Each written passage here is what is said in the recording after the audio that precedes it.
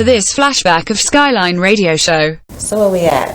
Where we talk about the effects and what's going on in these schools. Yeah. And what people don't understand. Just real briefly, I just want to talk a little bit about what people...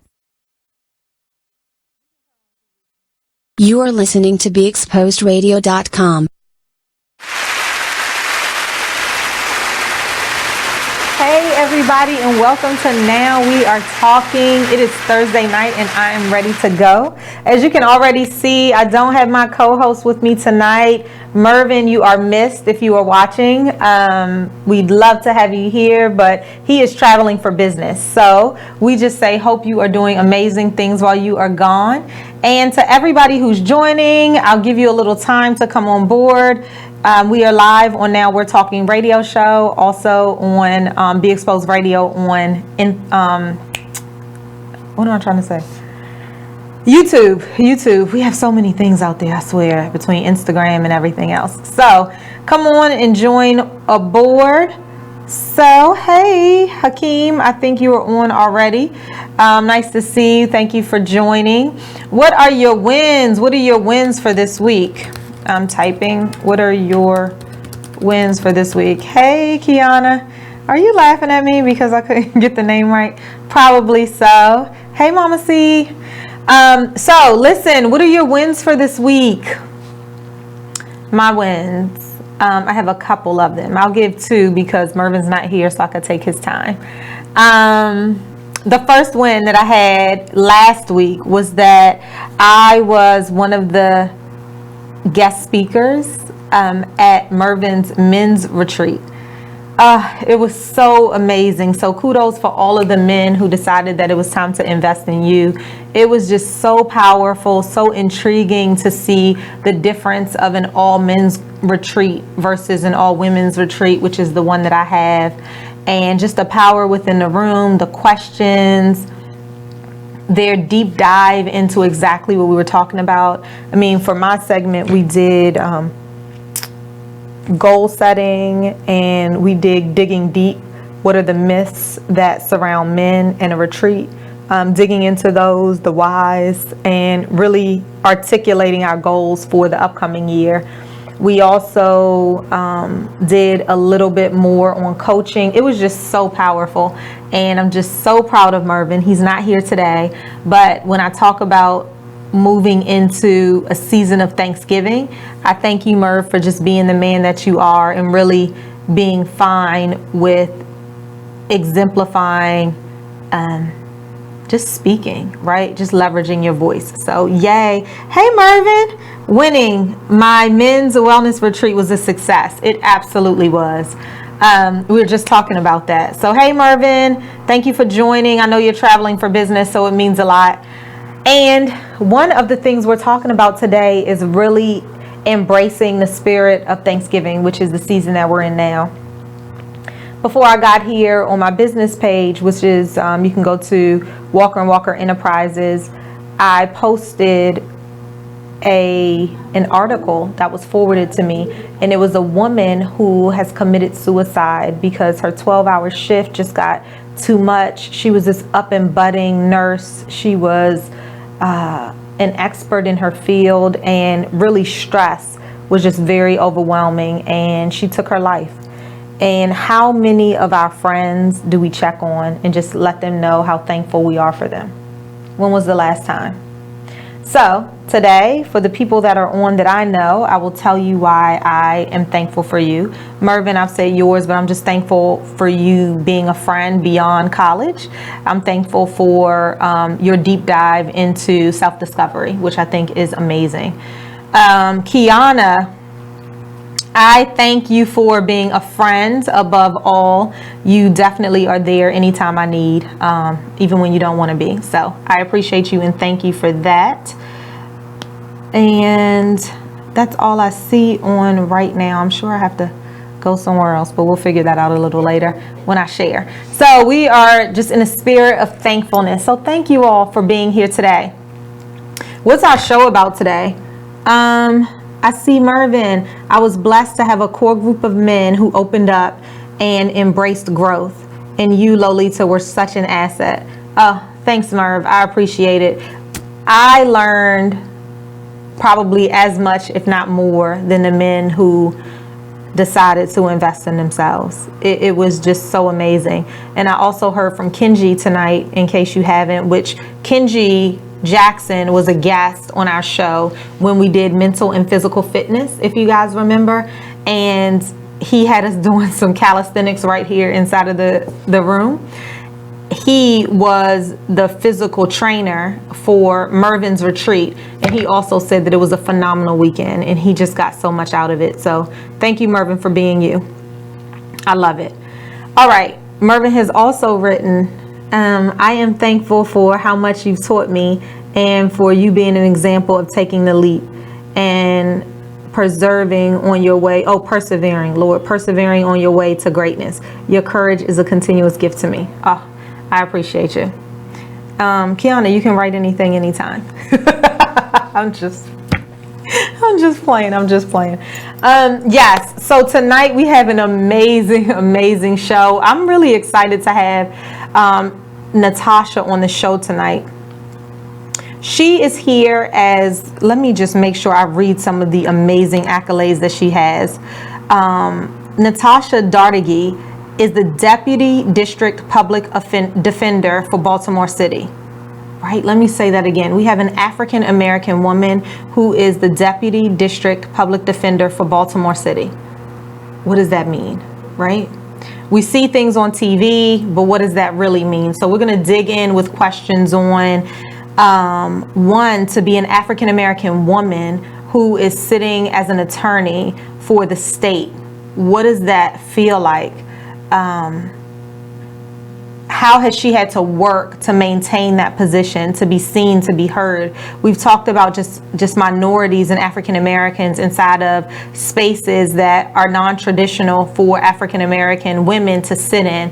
And what does that mean? We're going to talk about affinity groups. We're going to talk about bursting barriers. We're going to talk about myths. We're going to talk about HBCUs. So she is a graduate of Howard University School of Law. And if you've even tuned in one time, then you know that both Mervin and I are graduates of the Morgan State University in Baltimore, Maryland. And so we are excited to have another HBCU grad. So we'll talk about that a little bit. We will also talk about why be a public defender? Why Baltimore City?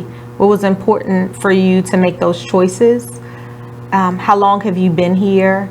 We'll also talk about if anyone in our circle, our loved ones, our family are arrested for any reason, what are the first couple of things we should do? That's so important, especially living in a city, especially just as minorities out driving and everything we're seeing inside of the world right now. What should be the first couple of things that we do? So I definitely want to dig in with her for that. Write your questions. I'd love to have them. Let me just log back on really quickly. Yes. So tonight, for those of you guys who just joined, I see that folks are joining on board right now, we are talking about law. We're talking about defending ourselves within the law. We're talking about what is the law? Is it different for minorities? Some people think it is. And what does that look like? Mervin is out traveling this week, so I'm here solo, but Natasha is coming on and she's going to talk to us about all amazing things. So let me know your wins. You know, we always start with our wins. Let me just look on. Miss Carte Blanche Simmons, you are here. So what is your win for this week or last week? Please let us know. We'd love to hear from you. What's another win that I had? So not only going to Mervin's retreat, another win that I've had is that my son is in 2nd grade and this is the first year that he's getting real grades, ABCs, and he has a 3.66. I am so excited. So congratulations, Walker. If you are watching right now, I'm so super proud of you. I always talk to him about the B's and the C's that he gets on his report card. And if it's your best, then I'm all in. I'm going to congratulate you a million times. But if it's not your best and you're doing things like talking or playing, then we want to fix that because we have 3 more quarters to go. And so I'm just really proud of him. And he is also going to be doing a speech on Monday at the Honor Roll Assembly. He is in the public speaking class, and I'm just so proud of this little guy.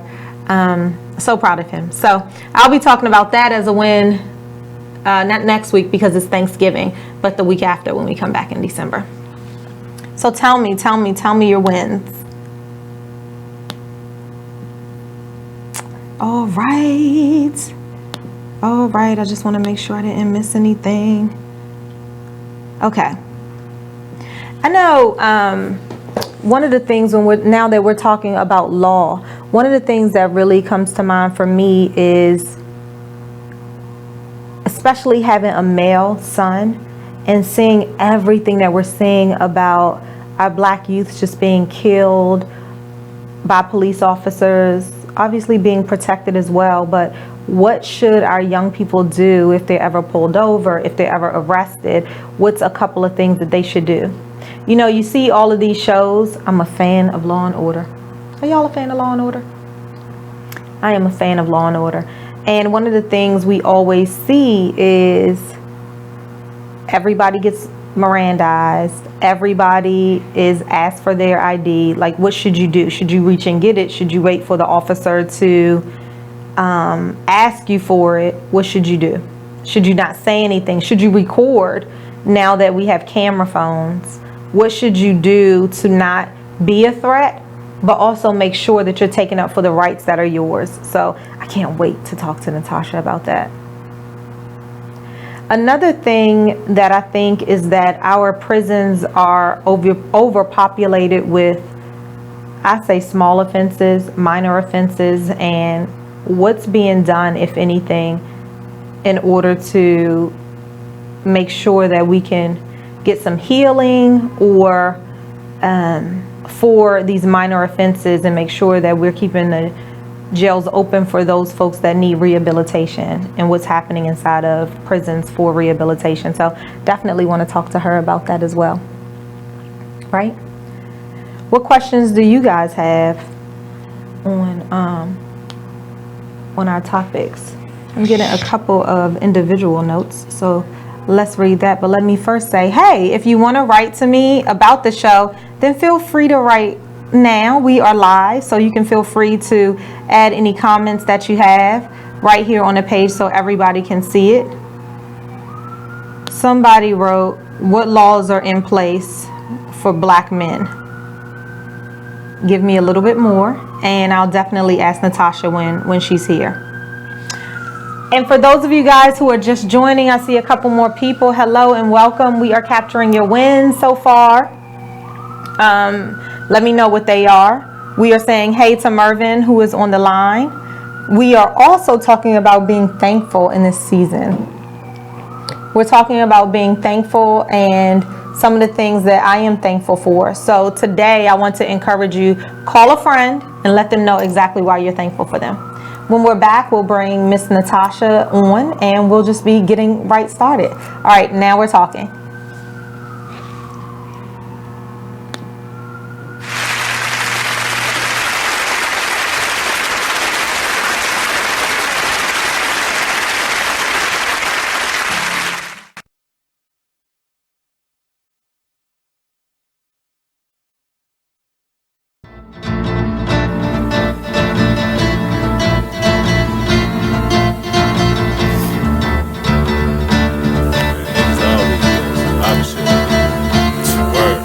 First they love you, then desert you. Leave with a plate full with no spoon. Ain't no space, I can't escape negativity. I got used to the taste. I've been bad, burned, then fucked over. But remain strong through the Passover. Kicking haters out of the way like masked over. Roll up, sip something, let it pass over. Who would I be? It ain't the man to me to let the next man take advantage of me. When that storm come, no pan I see. Get with it, not without it, then you'll see. I beat the haters, they know I'm greater. That's why they buzzing for the elevator. But I can't save you, we too loud on the pedal stool. Don't carry fakers, always got your hand out demanding favors. When I just looked out, now you need more paper. I can't breathe, give me 3 feet. I never let y'all be the death of me. When my patience run there, yeah, nigga OT. Cause they wanna see me down like I'm NCT. 6 words, get the fuck away from me. Say I help you out if you can help yourself. I keep it G till I DIE. Now excuse me while I get back to PC. HOP ain't losing sleep while your third eye always always on me. I'm stacking green just to feed the team. My boo, she know that I'm king when chasing my dream. These niggas it seems I rip them, trash them, then put on new jeans. Man, see the problem is, man, you know, I keep it 100, man. You know what I mean? Like, if I got it, you got it. Take a minute and listen to this flashback of the Artist Exchange radio show. Any trouble, because I get into any trouble, but I had a problem that this then became a discussion at that workplace environment. Now, the discussion was I should have been more sensitive. In what way was my first response? And I guess when I had to meet with that said person who had the issue with the person who was said leader of that organization, I said, well, to that person, how would I have known that? Well, you should have asked. I think so. You want my opinion? It was a circle, and I was willing to go on that merry-go-round.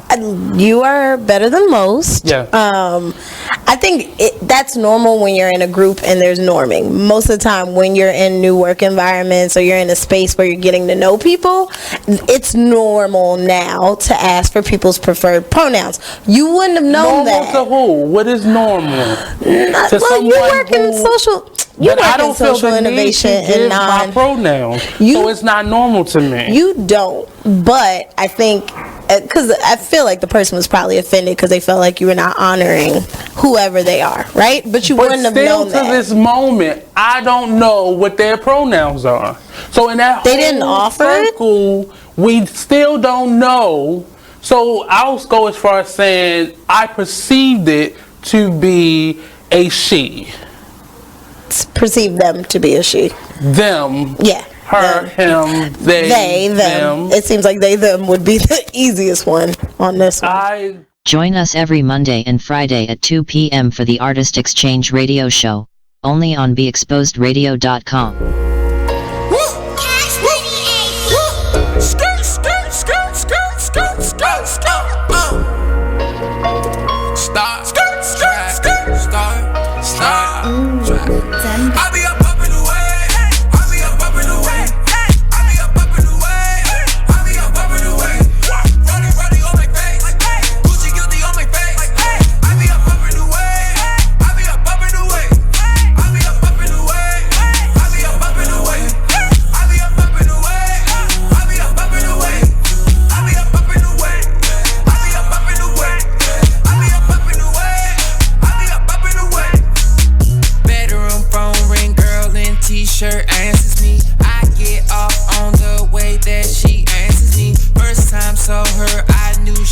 The one for me. Ever since then, we've been vibing on some chemistry. It's just a matter of time. I know she feeling my vibe. I got the keys to the ride. She put her hands on my thigh. She got that look in her eye. SL what I'm riding. Royalty, call me highness. All day and overnighted. Cause it's crunch time when I'm grinding. This Adderall got me nauseous. Proceed with caution. Tired of lane, I'm exhausted. Poppin' Zanny Zan, sipping out the faucet. I'm confused, don't know what I'm doing. Wait, what I'm doing? Got me going where the I'm going. Out of space where I'm going.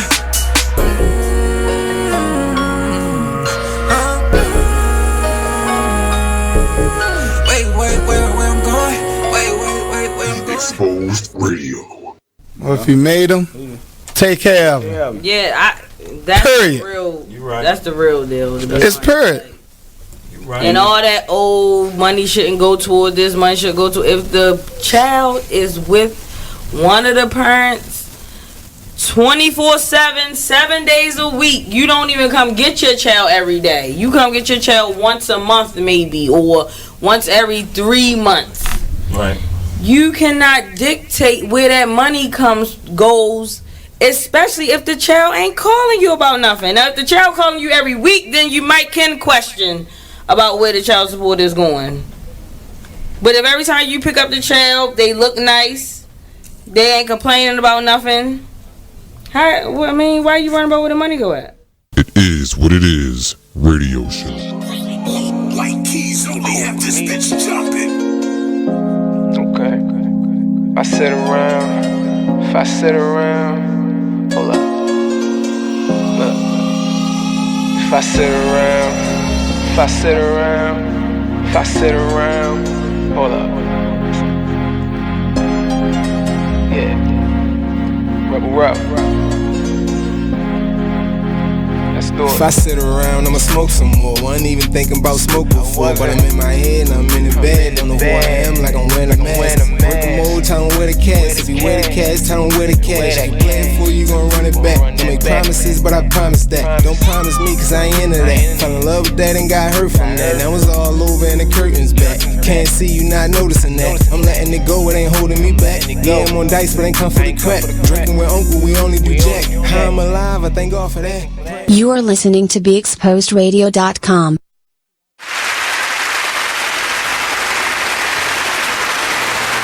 Hi, and welcome back to Now We Are Talking. I am so excited today to be joined by Miss Natasha Dartigue. Yes. Thank you so much for joining us. Thank you for having me. Absolutely. And so one of the things that we have been talking about, so this is Aldo. Hey, Aldo. Hello. This is our amazing engineer who keeps us in line, make sure and his nails, your nails look amazing. Look at mine. Thank My you. goodness. I need to cut it. Wow. I just got sidetracked. But no, that's okay. That's a win. I'm thankful for you. We're talking thanks today. Thank you. Thank you. So one of the things we've been talking to Tasha before you got on was what we are thankful for in our wins. So I'll put you on the spot really quickly. So you can tell me one of your wins for this or last week, and then maybe a couple things you're thankful for in this season. Oh my, gosh, what am I thankful for?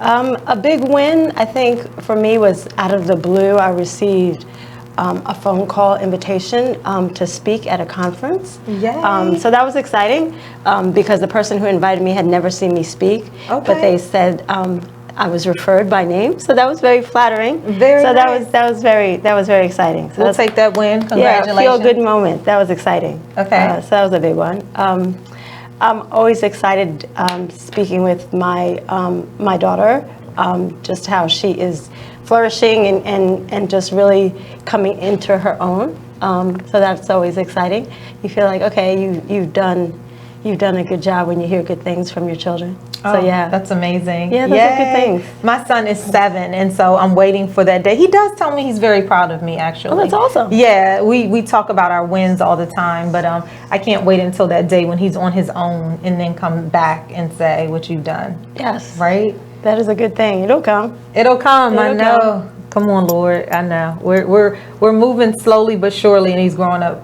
You got to cherish these days. You have to cherish these days. Yeah. Okay, well, tell our listeners a little bit about you.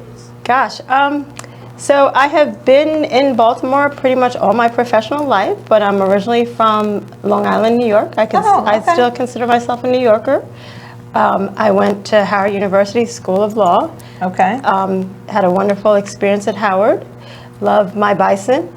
I been here since 1995. I ended up getting here by way of a job offer. I worked for a judge out of law school, and my 5-year plan has now turned into 20 plus years I've been here in Baltimore. Oh, I love that. 5-year plans. We can talk about it. I'm a fan. Yeah. Yes. Okay. And it has kept you here in Baltimore? Kept me here in Baltimore. After I worked for the late Judge Roger Brown, I was offered a job in the Public Defender's Office, and I've been there ever since. So that's how you got to the Public Defender's Office? Yes, after my clerkship with Judge Brown. Okay. And do you love it? I do love it. Some days a little bit less than others, but you know, I'm here after 20 years, so yeah. That is amazing. Yeah. And so what would you say is one of maybe the top things that you would say brings you gratification from your job as an attorney at the Public Defender's Office? I think what really is what got me into it and continues to inspire me is really the ability to connect and help people.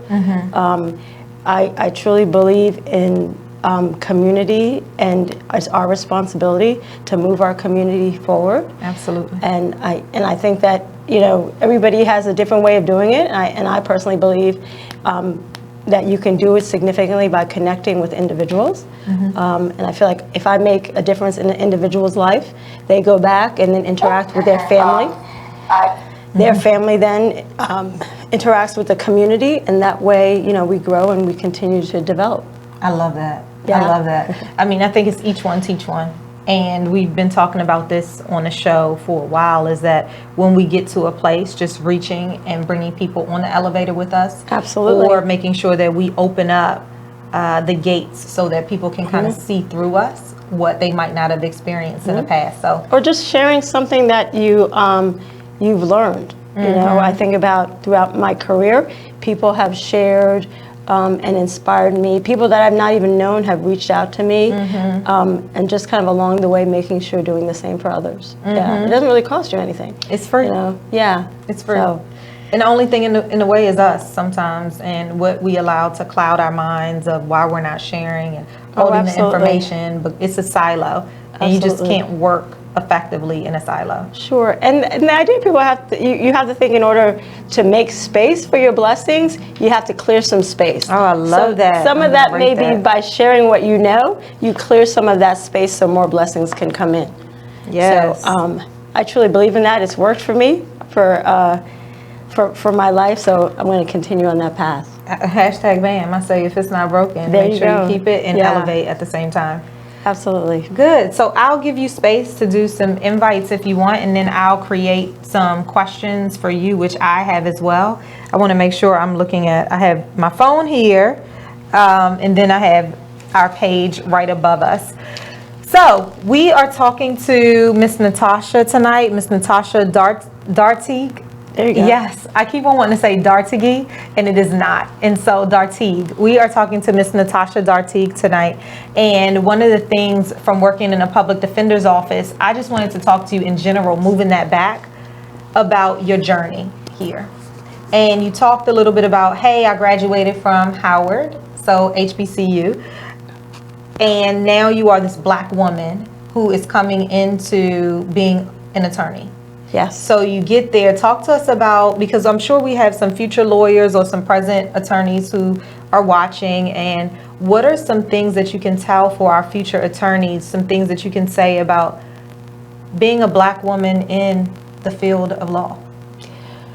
So, I mean, the reality is the law is predominantly white. About 80+% of the profession is white.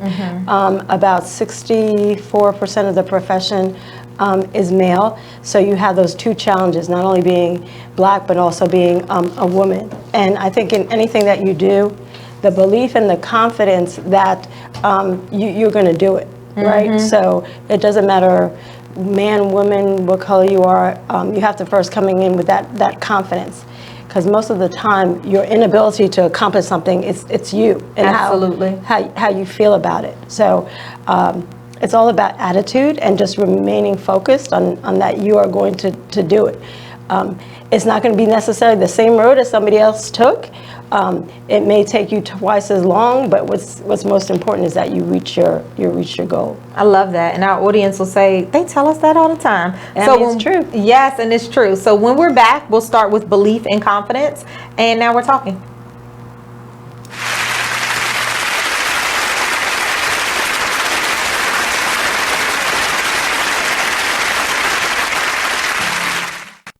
Take a minute and listen to this flashback of the Black by Demand radio show. Control. They said she wouldn't, so they didn't know if she had a weapon. So it's just a mess.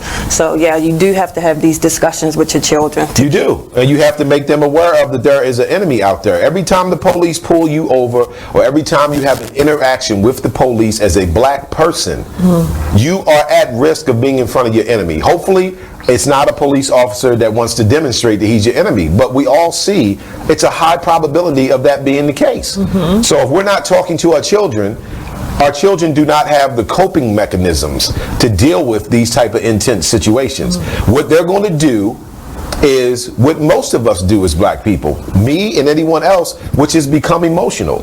And that is the trigger point for the police. They know that Black people are emotional people. So when they arrive on the scene, they are purposely trying to say and do things to you to get your emotions up, right? And then once they get your emotions up, then it's like, oh, that's what we needed. Now we're gonna kick your ass. You know what I'm saying? Gotcha. You know, so I'm saying we need to have these discussions with our children, you know, and make them understand in this day and age, And it's every day and age, really. But we'll just say this day and age for the sake of it being so prevalent on social media. Like, you have to understand what you're getting yourself into. And I think a lot of us as black people are just scared to still tell our children that there are a group of people out here that are your enemies. Join us every Monday at 12 noon for Black by Demand radio show, only on BeExposedRadio.com. You are listening to BeExposedRadio.com.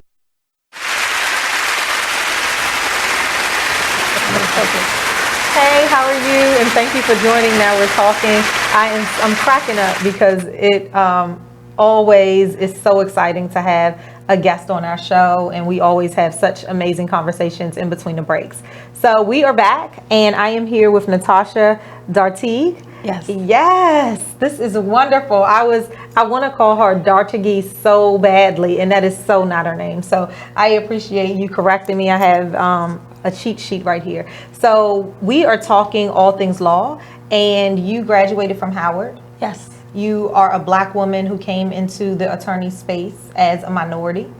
Yes. In two different ways, right? Yes, as a woman and as an African American, yes. Yes. And you were just talking to us before we went to break on belief and confidence being two of the core things that you must possess in order to succeed. So confidence, if you were to talk about what does confidence look like inside of your space, what would you say it was? Gosh, it really, I guess it really changes where I am in the moment, right?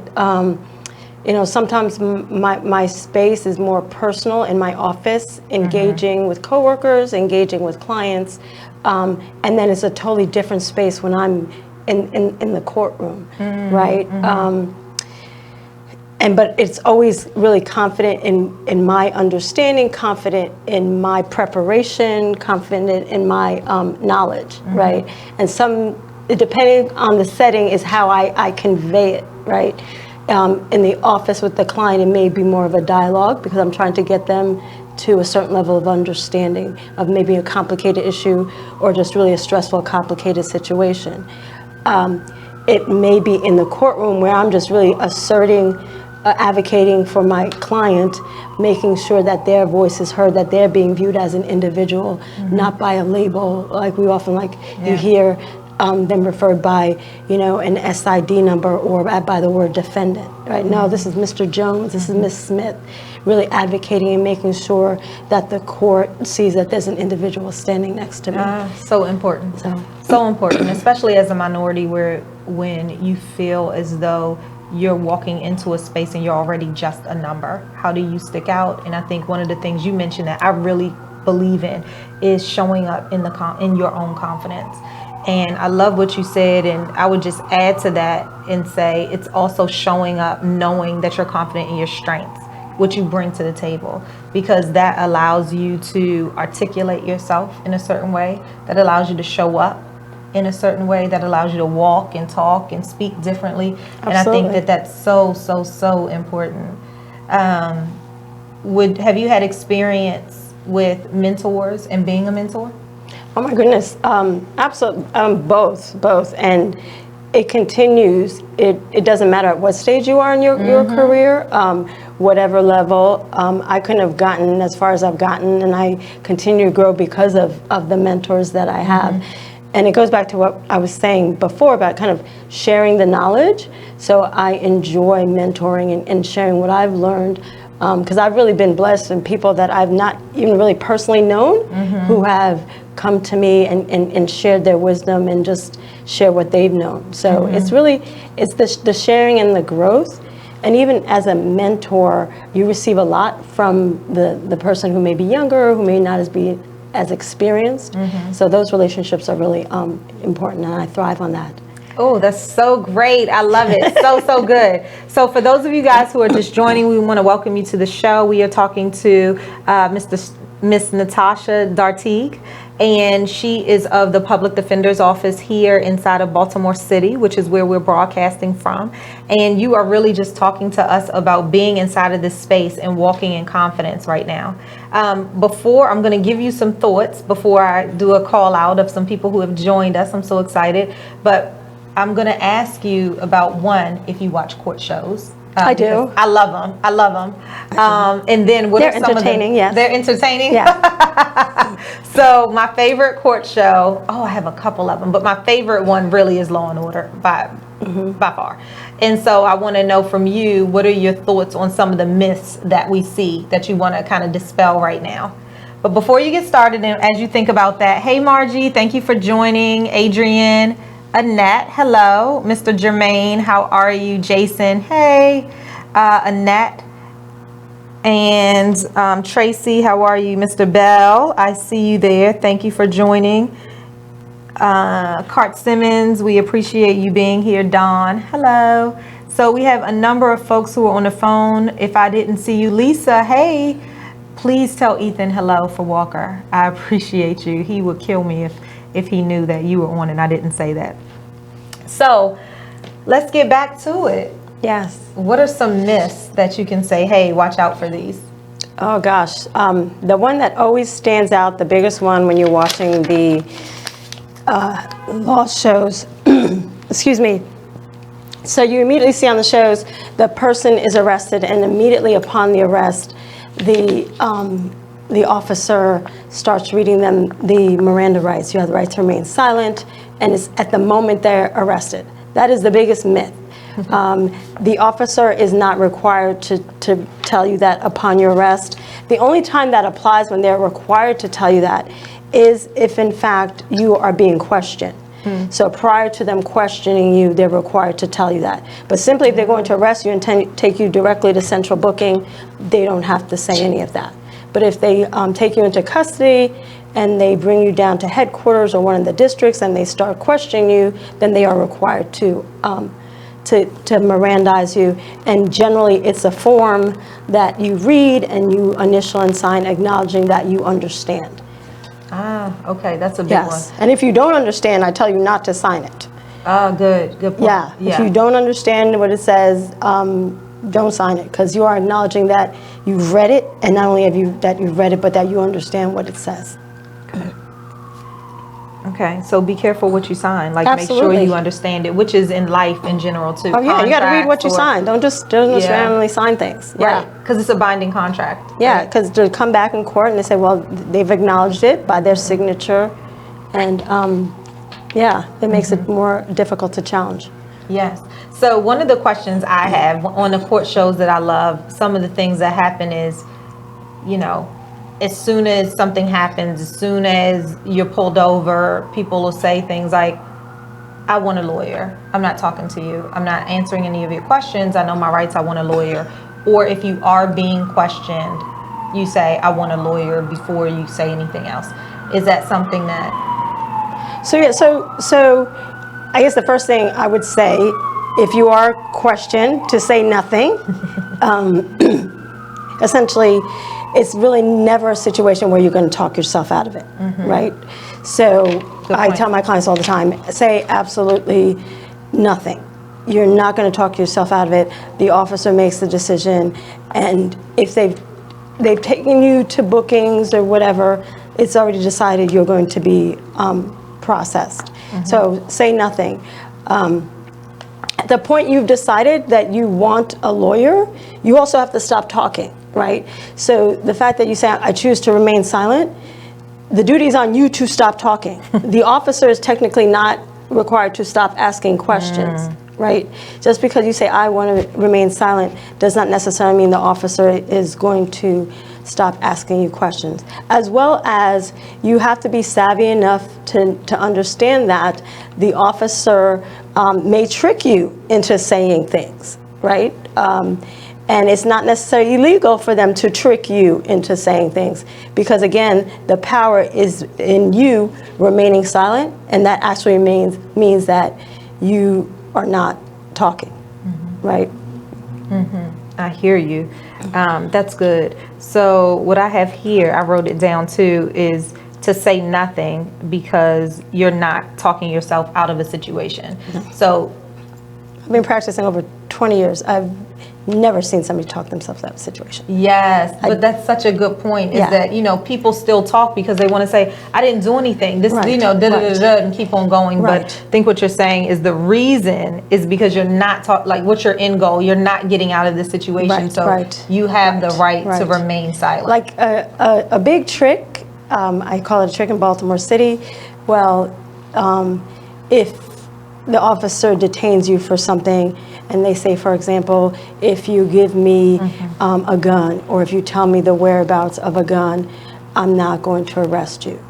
Very often, people provide information of where a gun can be found, and then the result is essentially they're charged with the gun that's found, right? So there's no negotiating that exists. Also, what people need to understand is that the police don't have the authority to negotiate, right? So once they've decided that they've arrested you and they charged you, it's out of their hands. Only the state's attorney can essentially make that decision as to how the case proceeds, right? There's no longer, I've arrested you, but then come talk to me, and then the charges will disappear. Once the officer has processed you, he doesn't make that decision. The decision is in the officer's hands before he makes that arrest and takes you to central booking. Such a good point, because Yeah. Chicago PD, that happens all the time. Yeah, don't get tricked. Stop getting tricked. Yes, and Stop I getting think tricked. that goes back to what you said too, is that after you choose to remain silent, then stay that way. Right. You said the officer doesn't have to stop talking. It's not their right to remain silent, it's yours. Right. So that, I think, is such a key point, especially for people that are arrested for the first time and you're just scared. I've never been arrested, but I can imagine being just scared. Absolutely. And you wanting to talk and talk and talk, thinking that you can negotiate your way out of sitting inside of that room. So I think that's really, thank you for providing that. And a negotiation is only relatively real if the two parties have somewhat equal bargaining, power. In a situation where you've been arrested or detained by the police, there's no really, the decision is truly all in the officer's hands, right? And your thinking should be, what is the best way I'm going to be able to get home, right? So kind of remaining calm, not answering, questions other than, I would say, give your name, but don't engage in, where'd you come from? What are you doing? Where are you going? Yeah. And it's your right to ask for a lawyer, and that's how you get involved. Absolutely, yes. Well, the process is a little bit more complicated, but if the officer is questioning you, essentially at the point where you decide, I choose to remain silent, I want a lawyer, technically they are supposed to, they're supposed to stop. Okay. Gotcha. Yes. No, that makes sense. Yeah. Okay, good. So for those of you guys who are just joining us, I see a couple more people have joined. Welcome to the Now We're Talking party. We are talking tonight about defending ourselves within the law and what are your rights, especially in a city, right? It doesn't matter if you're in a city or the suburbs, just your rights in general.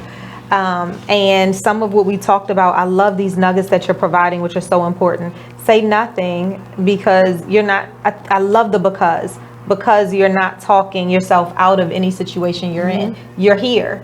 You're in this situation right now. So don't try to negotiate because those aren't even the people that can help you negotiate anything. Right. Just be quiet. I love what you said is, and we're also going to put it on our page too, is when you choose to remain silent, then stay silent. The officer doesn't have to stop talking, so likely they will continue to talk. And it is your right to sit there and be silent. So take that right. Absolutely. No, I love that. That is good. And then also you reminded us that police don't have the authority to negotiate. So that's once you are arrested and charged, then it goes to the office of the state's attorney and they decide how the case is going to proceed from that point. Yes, and keep your eye on your goal, which is going home. I love that point that you said too, as well. Okay. Now, you've talked to us already about your wins. You've talked to us about how you got, like, your journey, which I love. You talked to us about being an African-American woman inside of just the law, What are some things, like what's 2 things that you would tell a woman who's just starting out right now in her law practice? What would I tell somebody just starting out?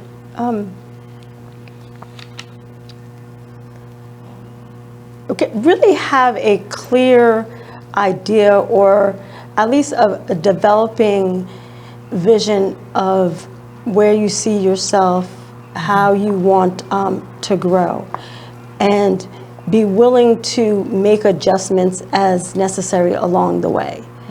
But just really having a plan of how you want to see your career develop, being open to, maybe the road will not necessarily be a straight road, but being open to whatever experiences may come along. Because you never know what connection, what person you meet may help you get to where you're going, right? And everybody's journey is different. Absolutely. I think that's so important. Whether you're in law, whether you're in corporate America, whether you're just leaving college and going to a nonprofit, it is the same advice, which is be open, right? Yes. Which is what you said. You also talked about understanding where your vision is, how you want to grow, which I think is so important. I also think it is being confident. Yes, being true to yourself. Yes, and being confident to what you bring to the table.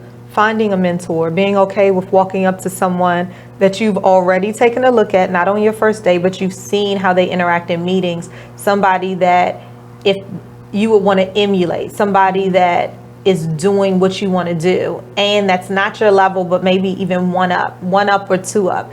And it's okay to go to that person and say, hey, I would love for you to be my mentor. It's okay to do that.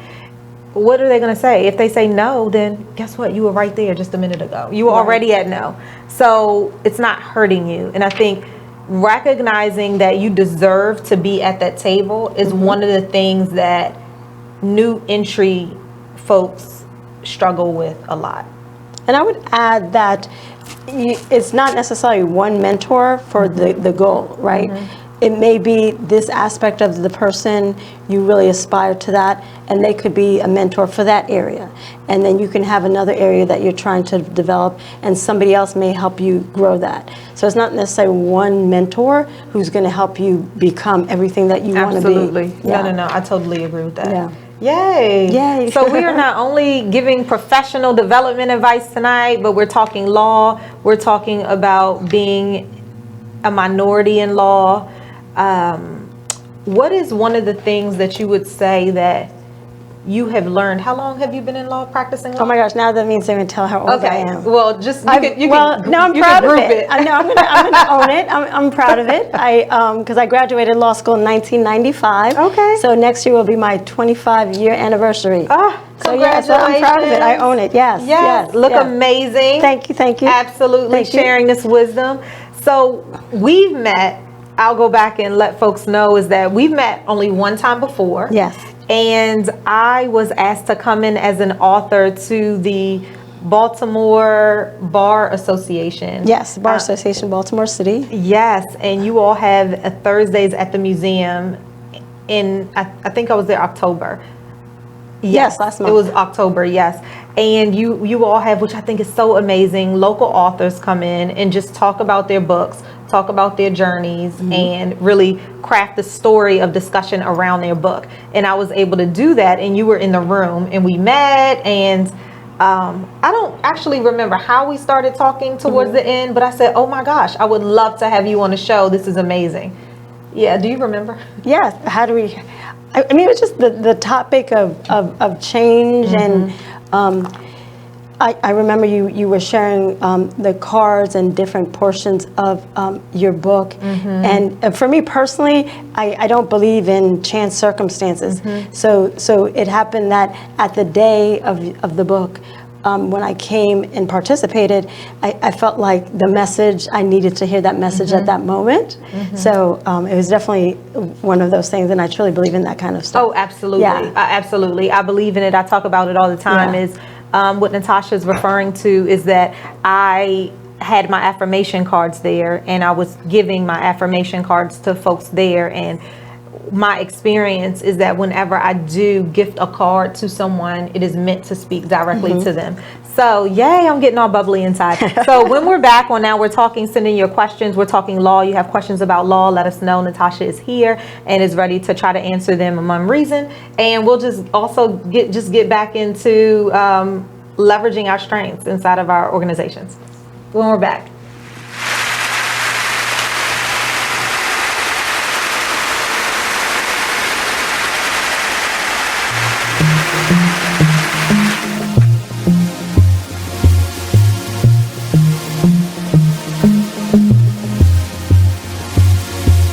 Whatever happened to the times when we cared for one another? We share the same respect. What is happening?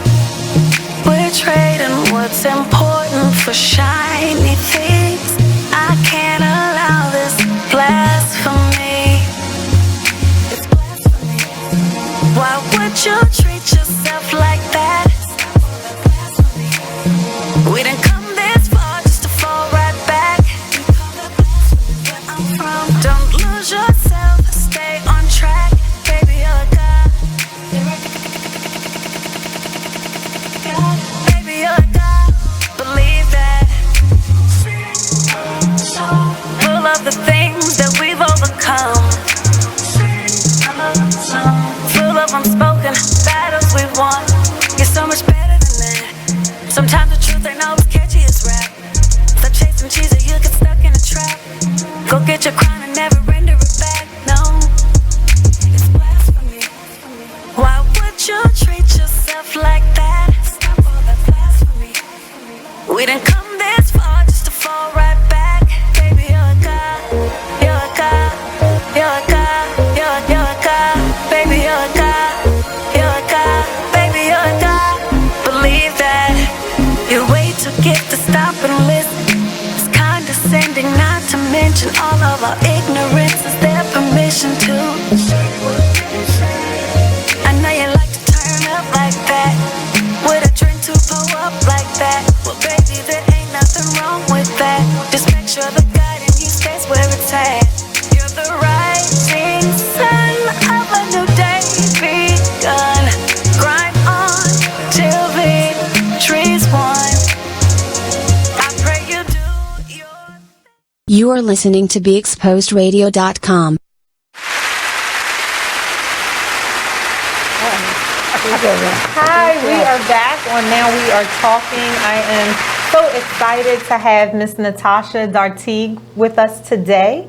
You have been just sharing so many nuggets. I'm trying to write, I'm trying to type, I'm just trying to keep it all together for our audience. And so thank you so much for being here. Thank you, thank you. Yes, we are in the season of Thanksgiving. I see a number of other people have joined us as well. Hey, Candace and Willie and Derek. Hey, Mo, Mario, Val. How are you, Val?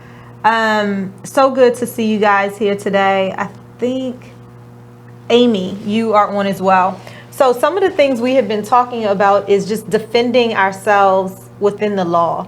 So what is the law? How do we defend ourselves? And some of the nuggets that I wrote down are super juicy. And what you left us with was say nothing if you are detained because you're not talking yourself out of any situation. You're here in this space right now. So be quiet. Yes. When you choose to remain silent, when you have chosen that, okay, I'm detained, I'm going to choose to remain silent, I'm not saying anything, then just stay that way. And I think one of the things you said that really caught me was the police don't have to stop asking you questions. I mean, they're supposed to, but Yeah. most of the time they won't necessarily stop. Right. And so what you told us is, hey, what can you control? Being silent. I loved it. Next, you talked about the police don't have the authority to negotiate. So oftentimes, you know, folks will get charged for something and they're in this room and they want to negotiate. So it goes back to now we're talking and talking and talking, and it's not a space to negotiate. So just calm yourself, keep your eye on your goal, and so that's that. I think you also said something else too. Oh, we were demystifying a couple things on TV. Yeah, the Miranda, as soon as you're arrested, is fake. Yeah, you are only Mirandized if the officers are questioning you. Yeah. Yes, because I love Law and Order. I love Chicago PD. All of those things are TV and entertainment, as you said. So demystifying a couple things is always so amazing. I would have loved to have Mervin here because he's also an attorney. So it would have been kind of good to hear this as well. Starting out, we talked about, so if you guys have any questions on law or anything that you've experienced that you want to know, hey, what should I do if, then please send those in. And if Natasha is able to answer those, we'll get right to them.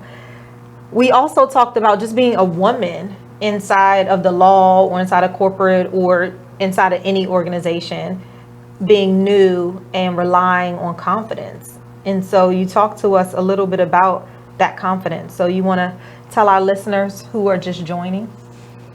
So essentially, I really impress upon, especially my students and my mentees, really kind of being secure in who you are, and just owning the space, right? And understanding that your journey is your journey. So if people like to say, well, I did it this way and this is how it worked out, and it may very well have worked out for them that way, but that doesn't necessarily mean that you're going to be successful in that. And doing it in the same way, and that's okay, right?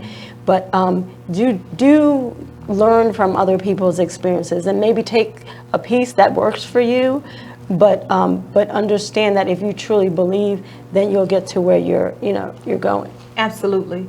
One of the things I get asked a number of times is, how do I know what I should be confident in? How do I know my strengths?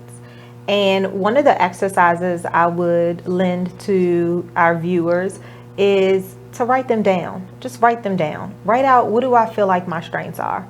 And then ask people, hey, if you were to give me 3 strengths about myself, what would you say that they would be? Write it down.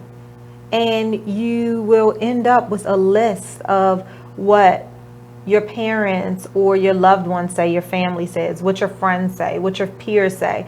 The point is that it's okay to ask, hey, if you had to give me 3 strengths, what would you say that they were?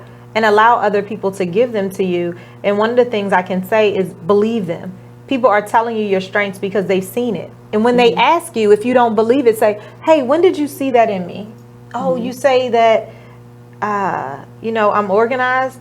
I clearly don't think I'm organized, but when did you see that? Yes. Right? Yes. It's funny that you say that, because one of my big things is really developing that self-awareness. And when I interview, one of my favorite questions to ask is, give me 3 adjectives of how you would describe yourself, or how those closest to you would describe you, and why. And it's always interesting to me the adjectives that people choose and how they explain it. And it's very funny because sometimes they're truly stumped by the question. They really want to pause and think about it. Yeah. It's so true. So a lot of times when I work either with my clients or at my retreats, I'll ask, hey, write down 3 strengths about yourself.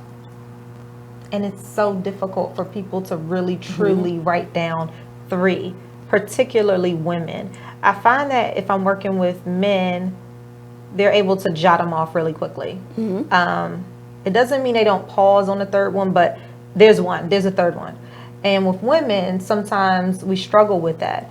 And I push that to, oftentimes we're taught that if we talk about ourselves, then we're showboating, or we're showing off, or we're not this nurturing person who cares for everybody else. And I just put a post up that let's move that myth to the side.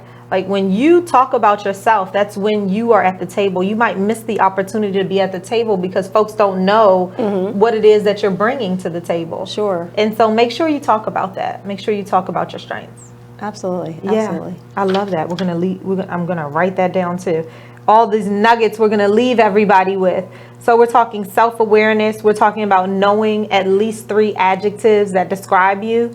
And if you don't know these 3 adjectives, ask. It's the holiday season. We're about to eat way more than we probably should be consuming. So ask at the table, and it's absolutely okay. All right? So for those of you guys who are joining, hey, Monica. Hey, Amy. So listen, we are talking here with Miss Natasha Dartigue, And she is in the public defender's office. Yes. So excited to have you. And you have been talking to us about myths that's on TV. Yes. About some tips for if you are ever detained. Stop talking. Yeah, yeah. If you take nothing else, please stop talking. Yeah, please stop talking. Stop talking. Stop talking. Stop talking. Yes, and I think what's really cool is we've been talking about personal development. You know, that's my thing. So I love talking about it. I can talk about it forever. So when we are back, we're already at another commercial break. So when we are back, I think we'll dig in a little bit more on personal development, but then we'll also dig back into the law. So when we're back on that, we're talking.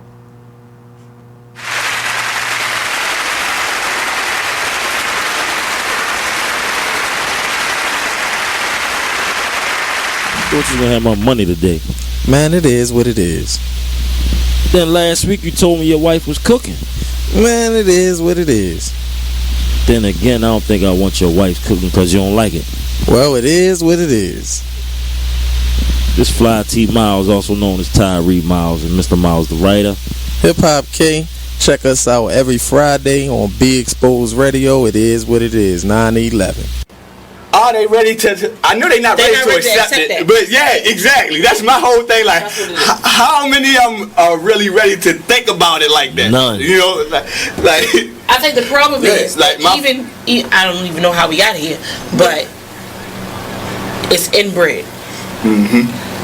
You're not born to hate people. You're not born to distinguish between black and white and Asian and Hispanic. That's something that you're taught. You're taught. Point blank, period. My daughter came home and told me that her white teacher was black.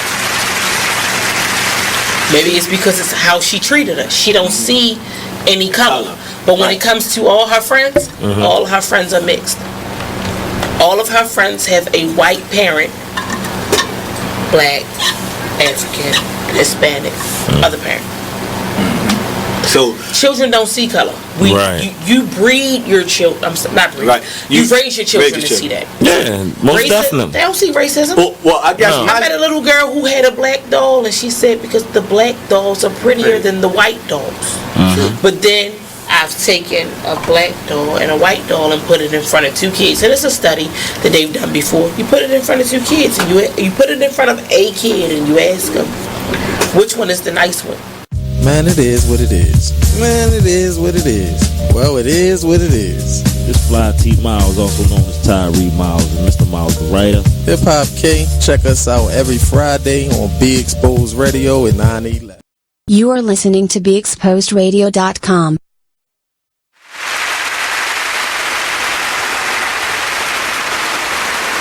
Hey, and welcome back to Now We're Talking.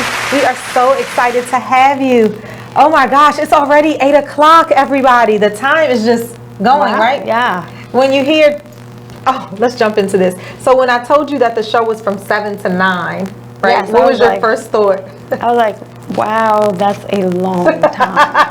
Yeah. How are we going to talk about it? Yeah, that's right? a long time. It's 8 o'clock. Yeah. Right? When you That get went by into quickly. it, you're in it. Yeah. Yeah, it goes by super quickly. So one of the things I did want to do, because we have been talking about kind of leaping in and owning your confidence, is maybe we can share a story that happened to us maybe when we were starting out or later on that really helped us to truly sit in the confidence that we had and own it, right? As we've been talking, authentically own it. And I'd love to hear any stories that any of you have about when was one time where you really had to be like, I'm going to own this confidence. I'm going to own my strengths. So I'll share first. I remember being in corporate America long ago, and I started off as an industrial engineer, Morgan State University, and I went and I was working as an industrial engineer for years, very good at what I did. I was doing time studies. I was making man and machine ratio changes. I was moving equipment around and doing layouts and AutoCAD and all this great stuff, which was optimization and continuous improvement, right? And one day, this woman said to me, hey, what do you think about managing this operations department? And I was like, oh, yeah, I think that's great. Oh, the assistant managers program is what she said.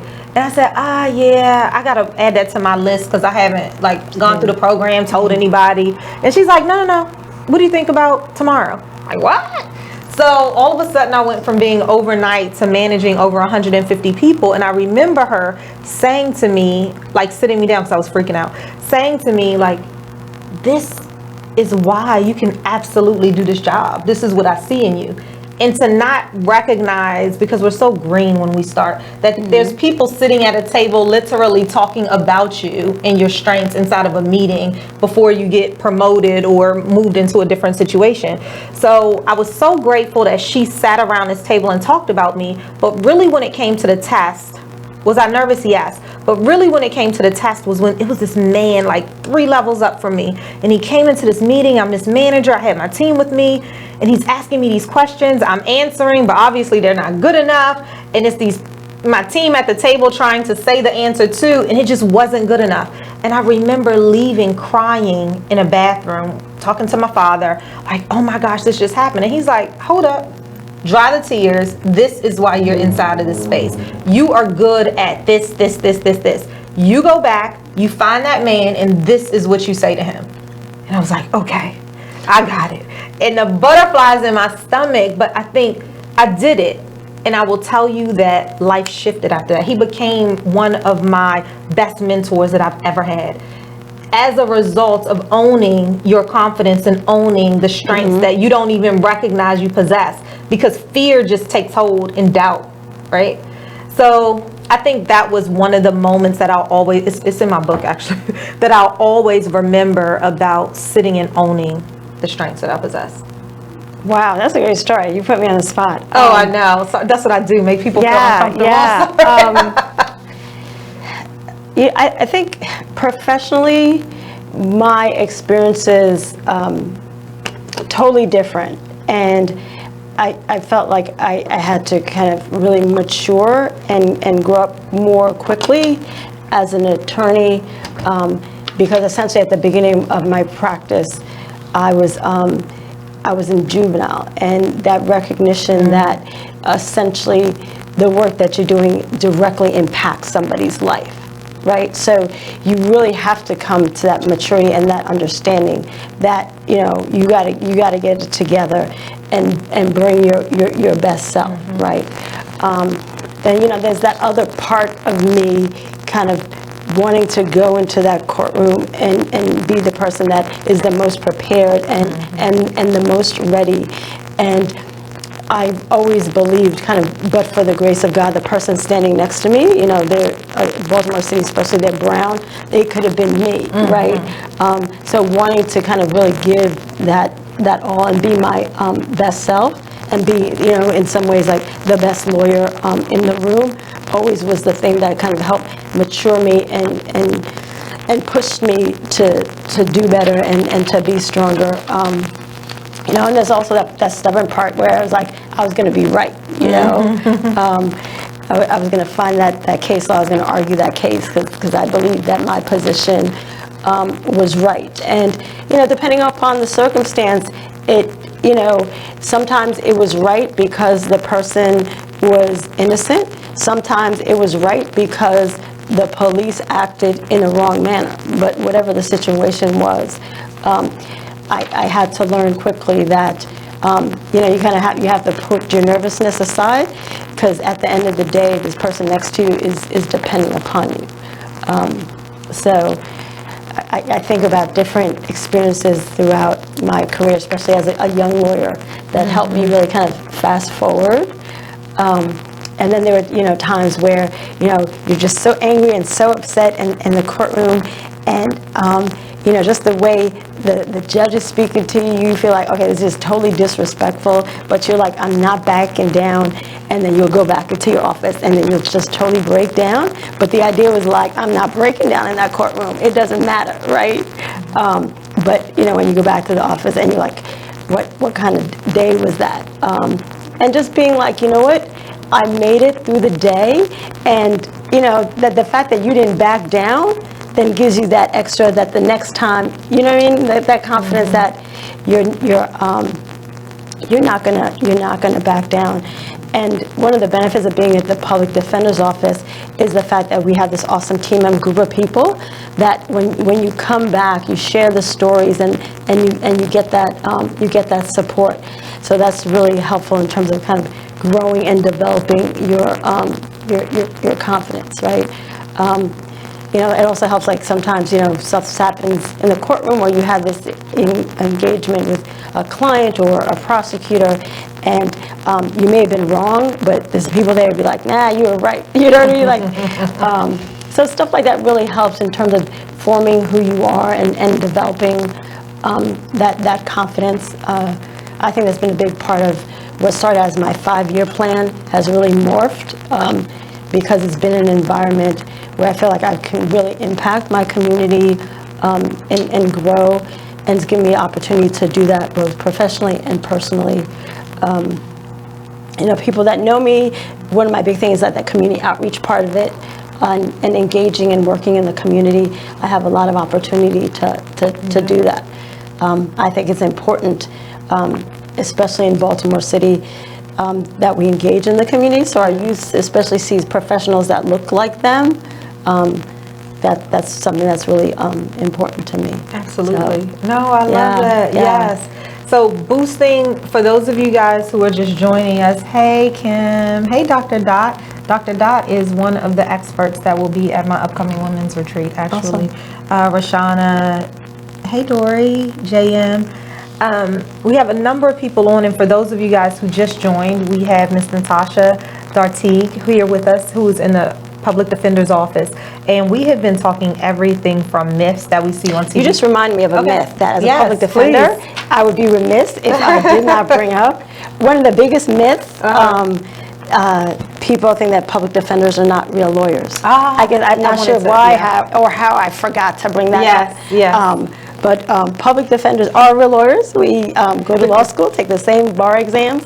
But the difference is that we've decided to commit our practice to being criminal defense attorneys for those who cannot afford to pay for an attorney themselves. That's the only difference, that we've dedicated ourselves, that we're going to work with this particular community. So, yeah. No, thank you for that. I was going to say, how could I not dispel that myth? Yeah, we are lawyers, real lawyers. And I also want to say that in many ways, and I'm going to probably say that we're better than private counsel. My private counsel friends will be upset. But the idea is that we're specialists in our field, right? Mm-hmm. So essentially, I'm a public defender who has worked in Baltimore City. There's no private attorney who can tell me better about the city, right? Mm-hmm. Can tell me about the issues in the city, who can tell me about the officers in the city, who can tell me about the prosecutors or the judges in the city, because essentially my practice has been devoted to Baltimore City, right? So essentially that's like my specialty. So in that way, especially, public defenders have the edge in terms of criminal defense. And not to disparage, I mean, I have some great friends who are criminal defense attorneys, but in terms of being specialized in the region where you practice, there's a great advantage to that. So a shout out to my public defenders. Shout out public defenders out there. No, I love it, because we had pro bono lawyers on as well, who talked about, we are lawyers, and we've also made a choice to engage the community. Absolutely. No, thank you for demystifying that too. So that's one myth, so make sure you know and you communicate that. You also told us about some other myths, especially with Miranda rights. Yes, we talked about that. You always see it on TV. Somebody gets arrested, and the moment they get arrested, the officer tells them they have the right to remain silent, they have a right to an attorney, but none of that is real life unless the officer is actually questioning you.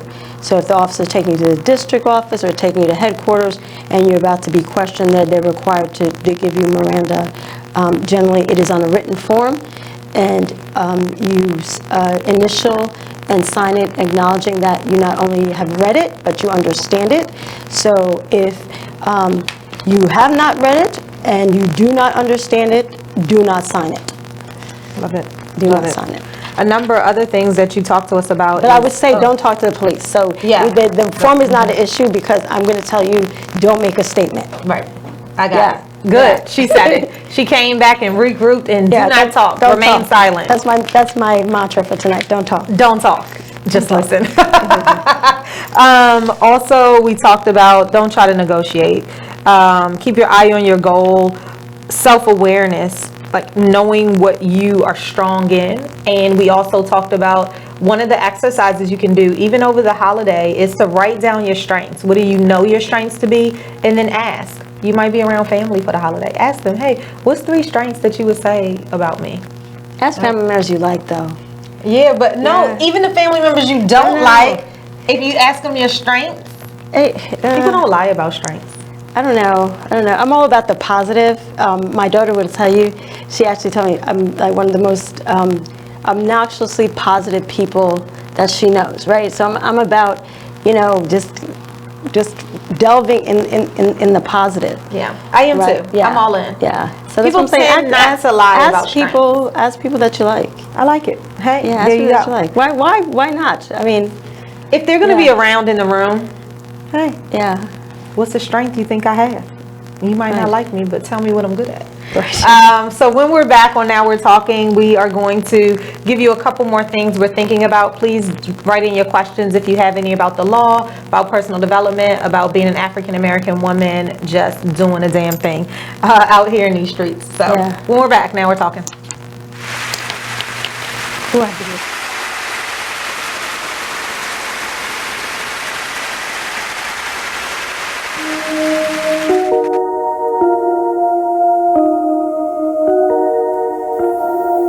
This is a Poverty ENT exclusive.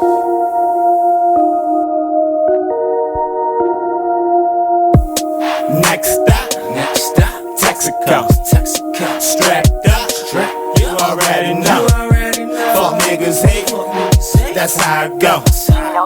Bros with me, yeah, it's time to go.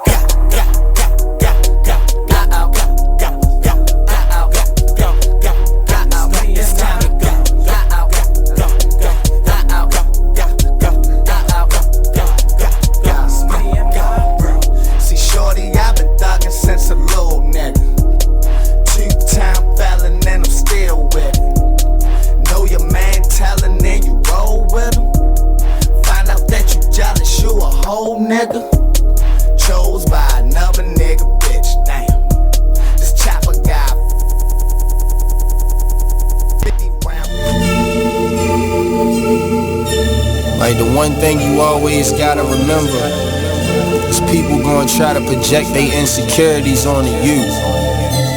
But you can't listen to what them niggas saying. You gotta get out here and do your shit regardless. You gonna do what you love for the rest of your life anyway. So why not turn that shit into something? Be a man of everything you say. This shit bigger than me, man. Like yeah, I'm good and all that, but you know what I mean? I ain't shit without y'all. So no matter what you up to, just go hard. Don't matter. Can you imagine how I really having nothing is? Stomach growling, you ain't got no food in the fridge. Surviving on a jail diet of water and bread. No father figure, that's cause my father dead. Mom's bringing different niggas in and out the crib. No money, so you seen this less than all your friends. Now listen to BeExposedRadio.com. Check out this fire flashback.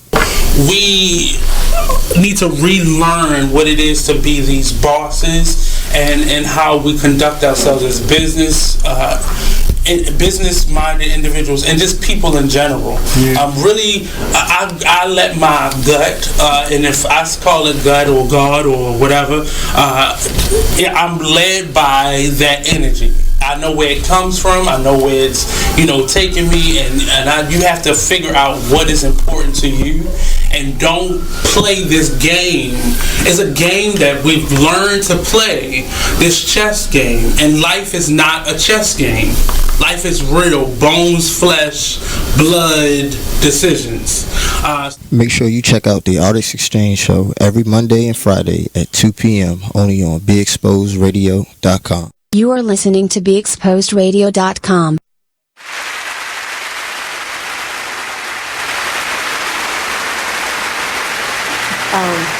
Hey, and welcome back to Now We Are Talking. Hey, we are here today. Mervin is not here. He is traveling for business. I'll take the opportunity to do a commercial break. So I am Lolita E. Walker. I am a TEDx speaker. Yay! I am an author and I'm a certified life and executive coach. My book, The Intersection of You and Change, is actually how we met. Yes. This is Miss Natasha Dartigue, and she is at the Public Defender's Office in Baltimore City. And so we have been talking so many things about the law.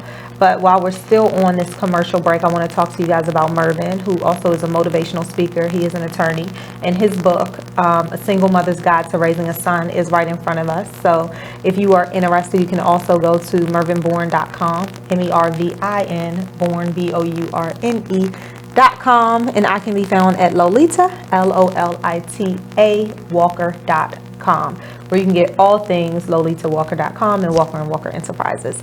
Okay, so we have been talking all things the law, and I think some nuggets that I'm going to leave you with. I gave Miss Natasha some homework, so she's working on that. But we talked about if you are ever detained by an officer, some things that you can do. First is remain silent. I think that's your plug for today, is just remain silent. And the reason is because you're not talking yourself out of the situation you're in. You're right there, right? If you watch my TEDx talk, it's about you're standing right here, right now. And so what Natasha was helping us understand is you're right here. And so there's no negotiating that's happening right now. And so with that being said, remain silent. When you choose to remain silent, then stay silent, because as Natasha was telling us earlier, it's very difficult to when the police are perhaps are still talking and they're still saying things to you and you want to talk. Shut it off. Shut it off. I think one of the other myths that you talked to us about also is sometimes an officer might say, like, hey, if you give me a gun or tell me where a gun is, for instance, you know, I'm not going to arrest you. That's the example that I wrote down. And it is the case that you will be arrested or charged with that gun. And so you want to make sure that you're thinking about those things and remaining silent despite your fear. We talked about police don't have the authority to negotiate with you in that moment, so remaining silent. We talked then about personal development. We got into about being, you know, her journey on the way from being an African-American woman, jumping into law, what that looked like, what that felt like. And you talked a lot about confidence, which I absolutely loved. I love the personal development space because that's what I do. So you might be wondering, like, what is she over here writing so attentively? And I need to write it too. So here's some work for you, because we talked about just sitting in your moment. We talked about this is the season of Thanksgiving. So one of the things that both of us are going to do before we leave tonight is share a moment of Thanksgiving.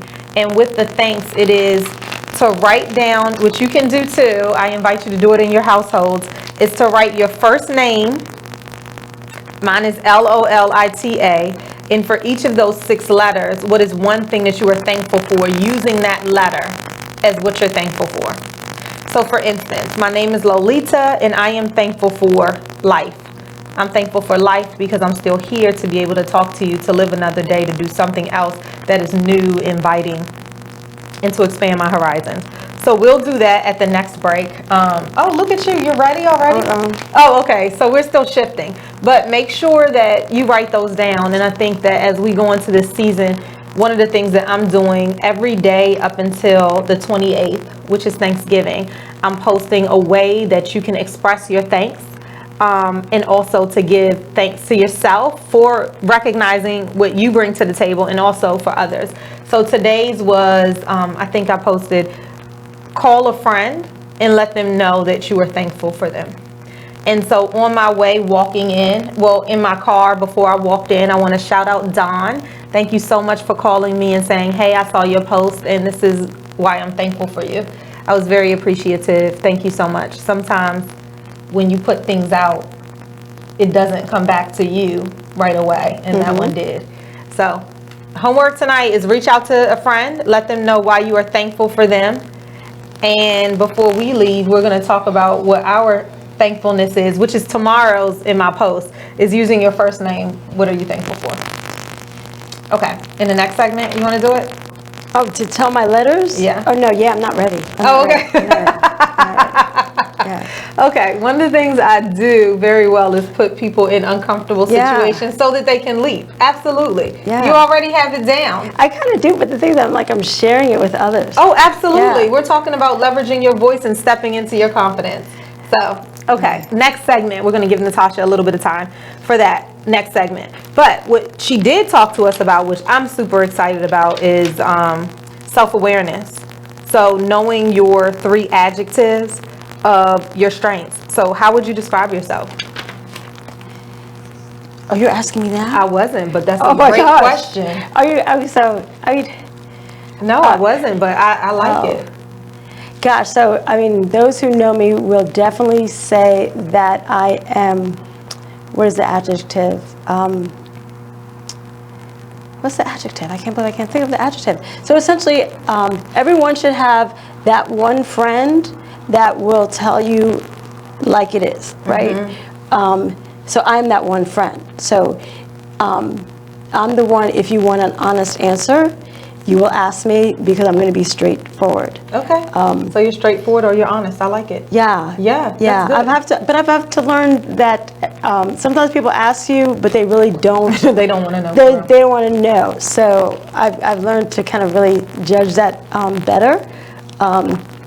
But I have to be true to myself.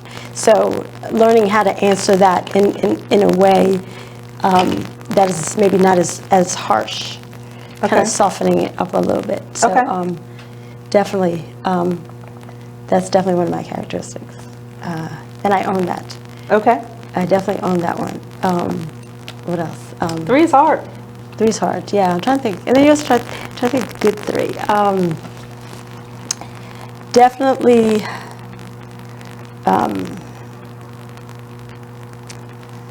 going to go 1 and 1 and 1 and 1. Yeah, that'd be easier. Yeah, absolutely. So I'll say one of my strengths that I think someone would say about me is that I'm loyal, almost to a fault. So I'm there. You call me and I'll do whatever I can for you, regardless of our past. And people know that of me and they leverage that of me. But I am, because I forgive and I move on. Ooh, that's a great quality. I cannot say that. It's not that it doesn't sit with me. It does. But I forgive and know that I believe that life is so short and we're put on this earth for a limited amount of time. And the energy that I'm going to put into not liking and appreciating you is not helping me in the journey that I want to take. And it wasn't always like this. So people that know me for years will be like, she's lying. That's a new thing. Not I'm lying because they know now that is true, but it wasn't always that way. And I think it's been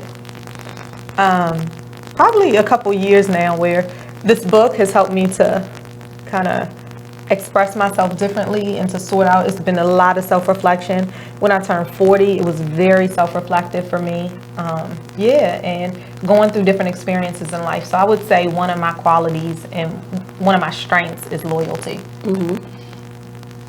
I would say dedicated/devoted. So either be to what I've decided as my task, or to an individual, be it family or friends. Okay. I'm gonna say, what would you say a strength is of mine? I'm gonna say, if you know Natasha. Stop. No, you're not. Oh, would you like me for me not? A strength. Do you not want to know? Okay, go ahead. That's a okay. strength. That's okay. Let me make it in bold letters. Strength only. Yeah. What is what's one going on here? strength? I know. I just go. I go off of a script. Yeah. I was like, what are you typing? You're like, who are you typing to? Okay. Okay. Great. So I wrote, hey, if you have a strength that you think for Natasha or myself, whether you've known us for years or you just met us through this broadcast, what would you say one is? Right? Okay. Another strength that I have is that I own my confidence, as we said now, or I own my strengths. So I believe that I can leverage them inside of any situation, and that has been learned over time. But when I show up completely, and I can own the confidence that I'm standing in. So that's my second strength. That's awesome. Yeah. Yeah. Okay. That's right. I started. So I already you did. 2. So you're on 3. I'm on 3. Okay. I was like, wait, what's we happening? can wait. We can wait until we hear back. If we hear back. I'm going to say I'm positive. I definitely embrace a positive outlook on life. I try to, whatever situation, I think about, you take a moment and you deal with it emotionally, and then I try to be like, okay, what can we learn from this? And, whatever it is, it's like, okay, the positive is like it happened now versus, down the road, and how can I grow and learn from that? So, yeah. Ooh, that's good. That's good. Okay. That's good. Strengths are always, it's funny that they're always very difficult. It's not really funny. But the reason why we gave you the exercise of writing down your strengths is because you got to make sure you can sit in them, because when you know what your strengths are, then you can leverage them for your next steps, right? If you know that. Now that we've said it, we really have to own it. We got to own it. I'm owning it. You got to own it. Right? And you got to say your strengths aloud. Yeah. So when we're back on Now We're Talking, we'll share our third strengths. And if you have any for us, then please write them in when we're back on Now We're Talking.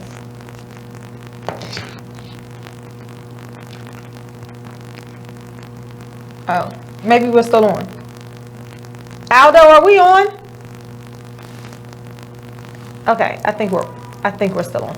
So we could go to our third. Are you ready? Or I could go. 3. Did you give 3? That last one. Yes. Yeah. So, I was trying to make you give a 4th. Okay. So my last one is, I'll say that I am a giving person. I'm all in. And so I'll give you everything I possibly can without thinking. Ooh. Yeah. That's like one of those strength weaknesses ones. It is. Yeah. That's one of the ones that in an interview you can say, what's right. one weakness that you have that you want to turn into a strength? Yeah. Because the key there, for those of you all interviewing, is that you want to choose a strength. Right. And then just say you're going to turn it into a strength. Right? Yeah. I love it. So that's an interviewing tip for those of you who are here paying attention. All right. So I don't think we have enough time. I don't know. But there's no cue. I know. Where's the cue before we get into it? All right. So for those of you guys who are just joining, I see Dr. Dot is back with us. We have Patricia. We have Niels. Hello. Jason, Tiffany, Eric, Don. Don, I gave you a shout out. I don't know if you saw it, but thank you for calling me today and letting me know what you were thankful for from me. So I appreciate you. Oh, I forgot. I have to give a shout out to my son. Yes. Yeah, it would be terrible I don't talk about my son. I really want to make sure he's doing his homework. But he's an awesome guy. I do want to give a shout out to my son. All right, that's great. My son should be in bed right now. But whenever he rewatches this, because we watch it sometimes, then I'm super proud of you.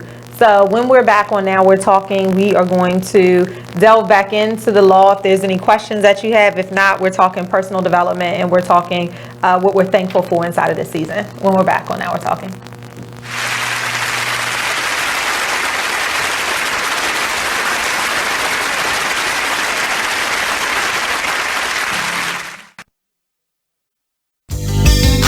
Long live Pop. Y'all can go ahead and cry now. I'ma show these niggas what to do with one of your beats, man.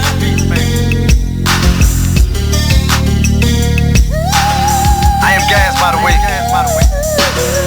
Strong woman story should've been on CNN. Nobody knows what it's like being Gwen. Windows closed in the house, it ain't no CNN. Can't gain weight for years, she been being thin. Single mother, no help from the system.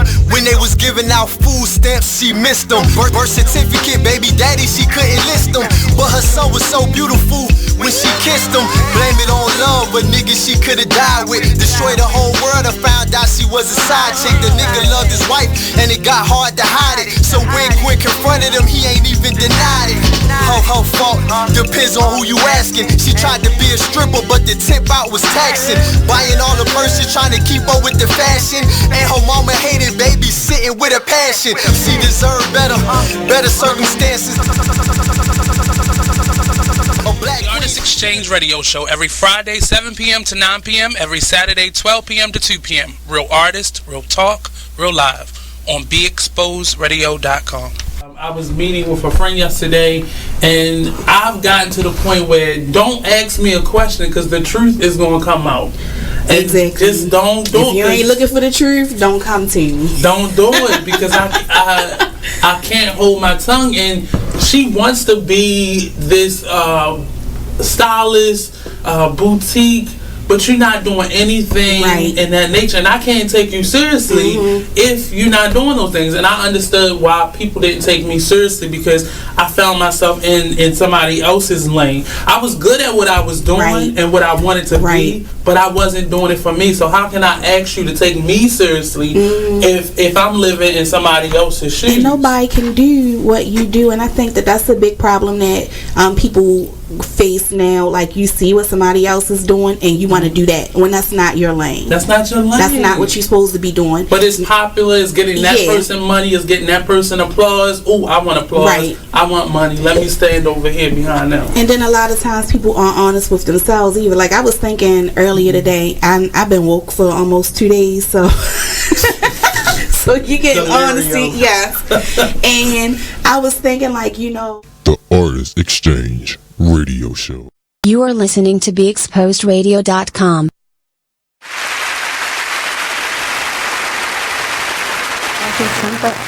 Hey, and welcome to Now We Are Talking. Happy Thursday.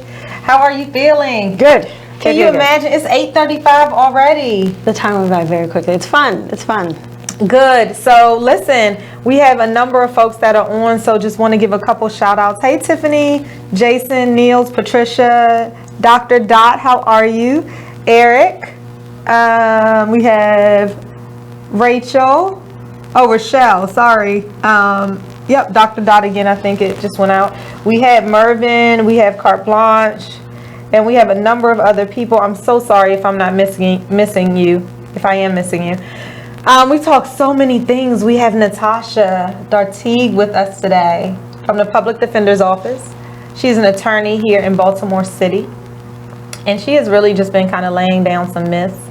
You want to remind them of the myths? I think two big ones you talked about today. Public defenders are real lawyers. Yes. And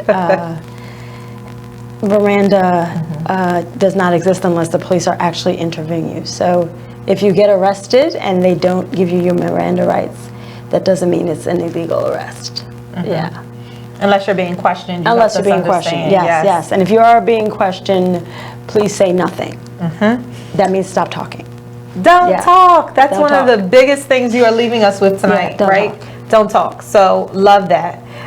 Also, you left us with a number of things. Let me go back to my notes. Basically, say nothing.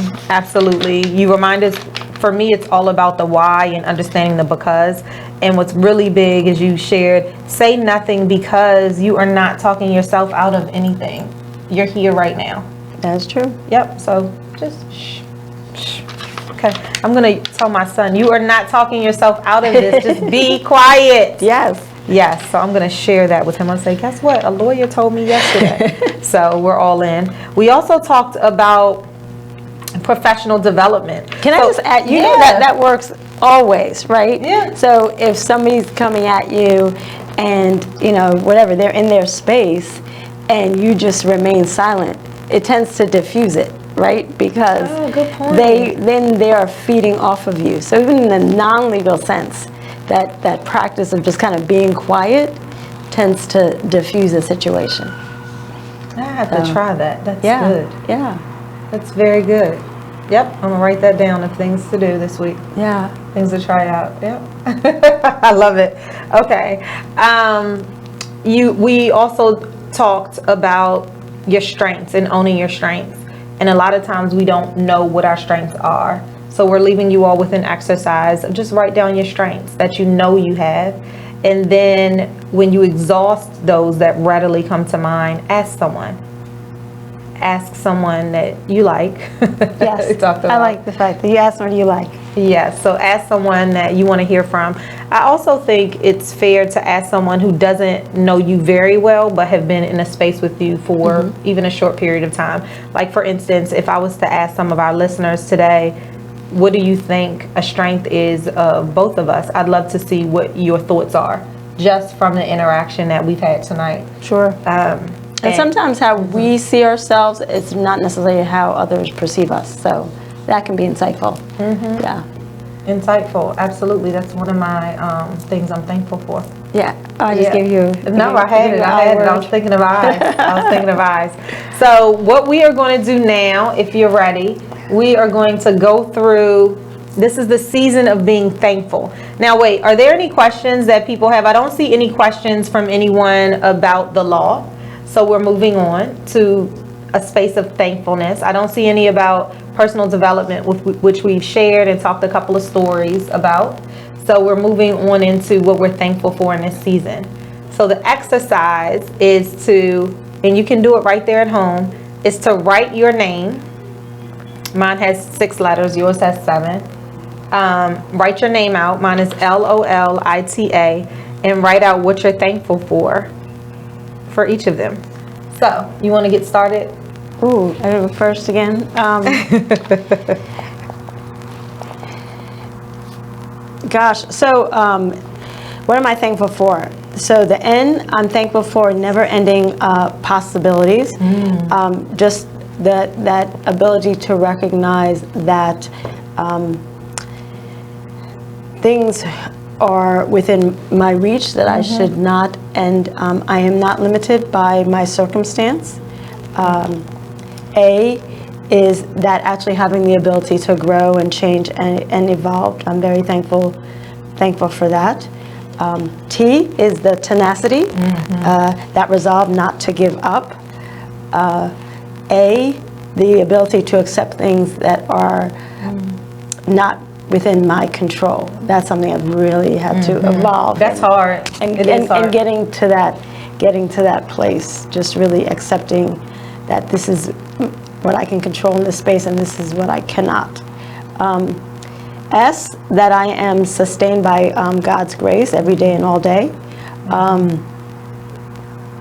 H, understand happiness, and it's essentially understanding that I am responsible for my happiness, and really kind of growing in that and accepting that and living that. And A, I'm going to say my associations, and essentially that speaks to my network. I have an awesome network in terms of my family and my friends. So yeah, A would be my association, meaning my network of people.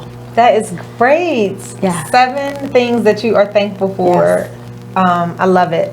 And where did I get this idea? I'm going to use it all the time. I think it's phenomenal. But my son and I went to Bible study on Wednesday, and in his children's Bible class, they did this exercise. And I was like, this is good. Yeah. So I appreciate that. And I happened to walk in at the end, and they were doing it, and I was like, what a powerful exercise, right? We talked about it at home and all that great stuff. So I think I'm going to do it at my retreat. I'm going to do it all the time now. I think it's phenomenal. So mine is that I am thankful for life. That's my L. I'm thankful that I am here another day. I kind of mentioned it earlier, but I believe that we are only on this earth for a certain period of time. We are lent children, and so I'm thankful that I am here and I'm able to walk in another day and have an impact, right? I'm thankful for openness to new beginnings and newness in my life. That's the O. That came over time. I've grown into that. Just being open to the endless possibilities, as you said, of what is out there and exploring new things, jumping into discomfort and fear and just leaping out there because it's okay, right? L, I'm thankful for my lens. I was in the shower this morning doing this exercise, and I'm like, I am because my fingers have been hurting so badly. I really should get them checked out. But I'm like, I am really thankful for my lens. They ache on occasion, but I'm thankful that they're here because not everybody can say that they have them. So that's L. I is insightful. I trust that I'm thankful that I am insightful. I'm thankful that there's things inside of me that I'm able to vocalize and be proud of it. I am thankful for just being thankful for my faith. I am very faithful. I believe in God, and I believe that I stand on the foundation of all of the principles that is in that are in the Bible. I might not practice them every day like I should, but I'm growing into that too. So there you have it. And A is I'm thankful for all of my family. Without them, I don't know where I would be. I've been in situations where if my family didn't show up, I don't know what I would do. And I have such a powerful family. So shout out to my family who always holds me down no matter what. In my family, it's all about at the end of the day, you're always going to have your family. So you can go out, act a fool, you can be mad at this person, but at the end of the day, this is us. True indeed. This is what it is. So that's our gratitude for today, our thankfulness. And so I encourage you to do this with your family sometime this week. It is my post for tomorrow is about doing this. And so I'll be doing it at home with my family as well. Very nice. Yeah, it's a nice activity. I love it. I'm all in. Yeah. It's that whole introspective and looking and thinking. And so today's thankfulness post, it was about calling a friend and letting them know that you're thankful for them and why. So maybe on the way home. I did that today, and I gave a shout out to Don. If you are still watching, thank you so much for calling me today while I was sitting in the car before I came in to let me know why you were thankful for having me in your life. I appreciate it. All right, for those of you who are just joining us, I see a couple more people. We were here with Natasha. We are here with Natasha Dartigue of the Public Defender's Office right down the street. Right down the street here in Baltimore City, yes. Right in Baltimore City. And you have just blessed us with a couple of nuggets that we want to leave our listeners with today. So you want to go through maybe your top three? My top three. Talked about a couple things today. Yeah? Yes. My top three is when questioned by the police, remain silent. That means saying absolutely nothing. I already forget about the top three. We talked about that. No, that's okay. I haven't written down. Okay. I think the big one that you left us with was to remain silent. To remain silent. Yeah. Yes. We repeated that over. Yeah. Yeah, we repeated that over again. You also made a good point of really sitting in your confidence. Yes. Right. Especially in professional growth over time and owning it. Right. I'm writing that down. Owning your confidence. And if you don't know what you should own, ask somebody. You should know at least three. You talked about in your interviews, you asked. Right. What are 3 adjectives? How would you describe yourself? Yeah. Yeah. So know what your 3 adjectives are. And if you don't, ask somebody so that you do know. I think another one that you talked about is police not, despite what we see on TV, police are not able to negotiate with you on the spot. Right. I think that's a big one. People think they can negotiate with the police. Yeah. But once the person is arrested, then it's no longer the police's decision. It's a matter of the state's attorney's office on how the case is going to be proceed. So the police make the decision before they take you into booking. So once they take you into booking and process you, then there's no negotiating with them. Yeah. And plus, you should never negotiate with the police, number one, but you should always allow a lawyer to negotiate for you in whatever situation it is, especially when your liberty is at stake. Yeah.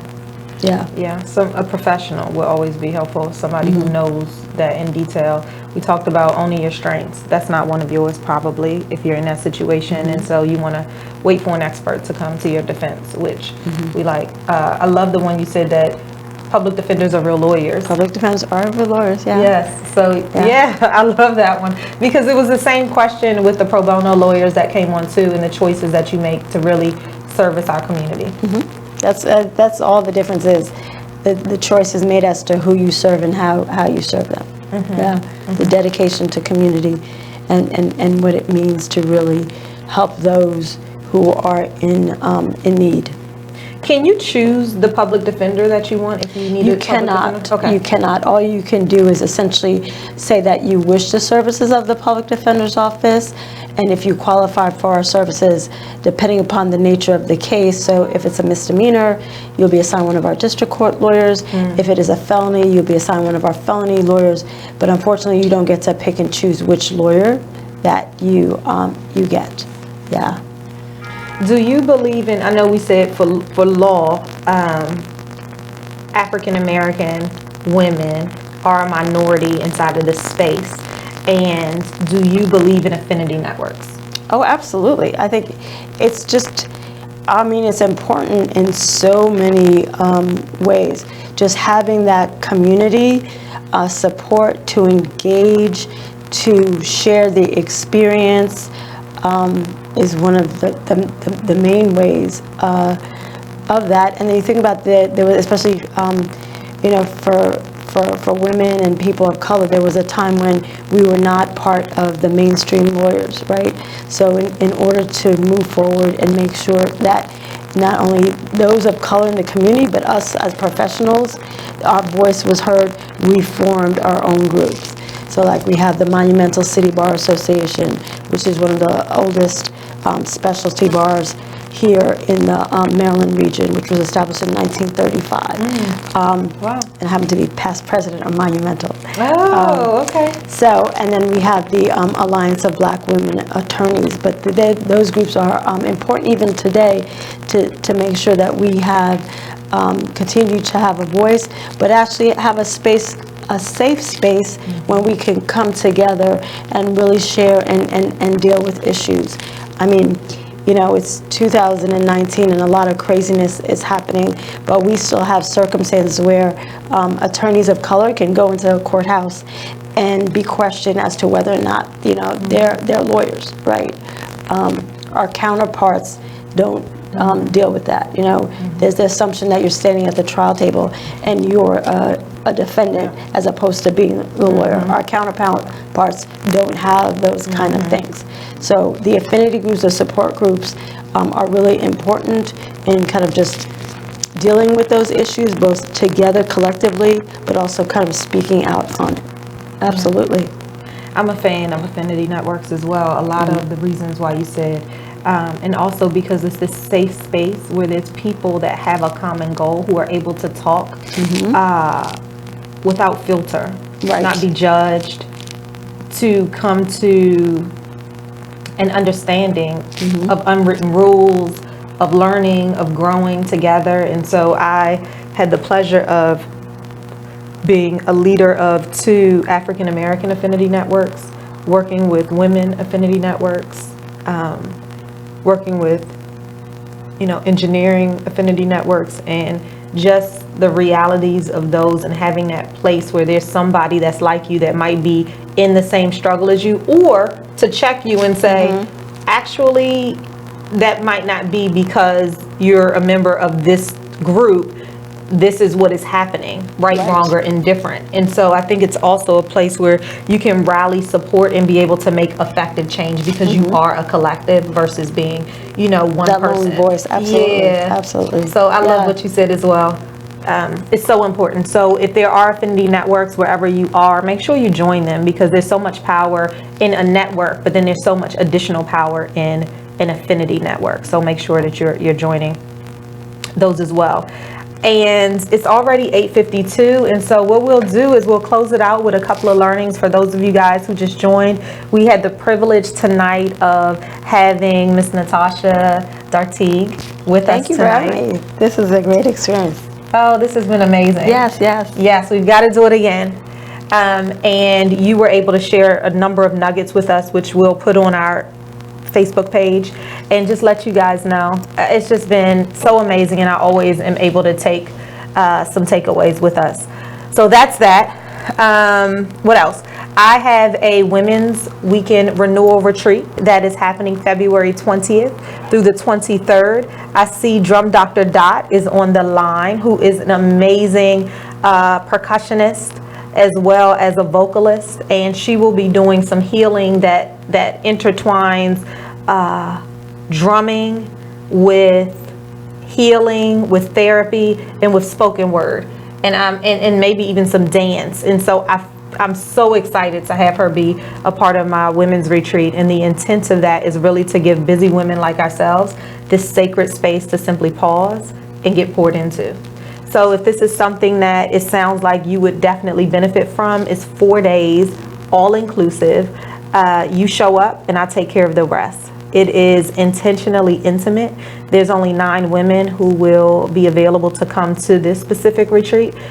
And we have a private chef. We have workshop facilitators, including Dr. Dot. We have a number of facilitators that'll be there with us talking some amazing things. And then I'll also be doing coaching sessions and some workshops as well. So that's February 20th through the 23rd, lolitawalker.com.